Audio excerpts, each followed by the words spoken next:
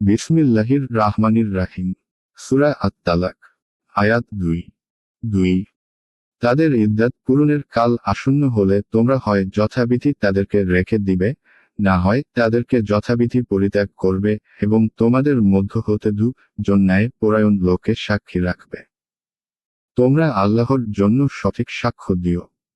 ওটা দ্বারা তোমাদের মধ্যে যে আল্লাহ আখিরাতে বিশ্বাস করে তাকে উপদেশ দেয়া হচ্ছে।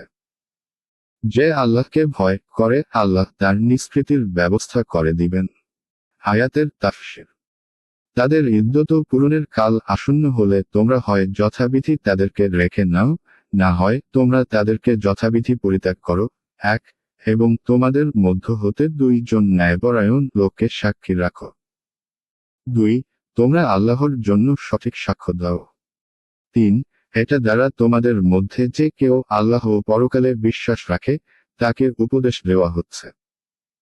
আর যে কেউ আল্লাহকে ভয় করবে আল্লাহ তার নিষ্কৃতির পথ করে দেবেন। 4. 1. স্বামীর সম্পর্ক কায়েম হয়েছে, যার সাথে সহবাস করা হয়েছে, এমন তালাকপ্রাপ্তা মহিলার ইদ্দত হল 3 মাসিক পর্যন্ত। যদি ফিরিয়ে নেওয়ার ইচ্ছা হয় তবে ইদ্দত শেষ হওয়ার পূর্বেই ফিরিয়ে নাও, অন্যথা যথানিয়মে তাকে নিজের কাছ থেকে বিদায় করে দাও। 2. রুজু, প্রত্যাহার বা ফিরিয়ে নেওয়ার ব্যাপারে এবং কোনো উলামার নিকট তালাকের ব্যাপারে সাক্ষী রেখে নাও। তবে এই আদেশ ওয়াজিবের জন্য নয়, বরং ইস্তিহবাব এর জন্য। অর্থাৎ সাক্ষী রেখে নেওয়া ভালো, কিন্তু জরুরি নয়। 3. এই তাকিদ সাক্ষীদের প্রতি। তারা যেন কারো কোনো পরোয়া না করে ও কোনো লোভে না পড়ে সঠিক সাক্ষ্য দেয়। 4. অর্থাৎ যাবতীয় কঠিন সমস্যা ও পরীক্ষা থেকে নিষ্কৃতি লাভের উপায় বের করে দেবেন।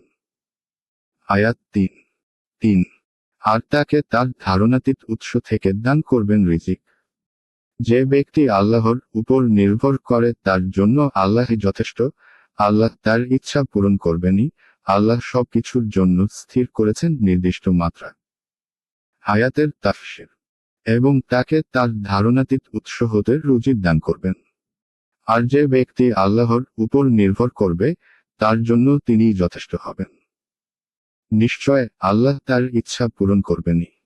1. আল্লাহ সবকিছুর জন্য স্থির করেছেন নির্দিষ্ট মাত্রা। 2. 1. অর্থাৎ তিনি যা করতে চান তা থেকে তাকে কেউ বাধা দিতে পারে না।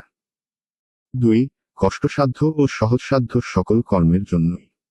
নির্ধারিত সময়ে উভয়, সহজ ও কঠিন জিনিসেরই পরিসমাপ্তি ঘটে। কেউ এর অর্থ নিয়েছেন মাসিক ও ইদ্দত।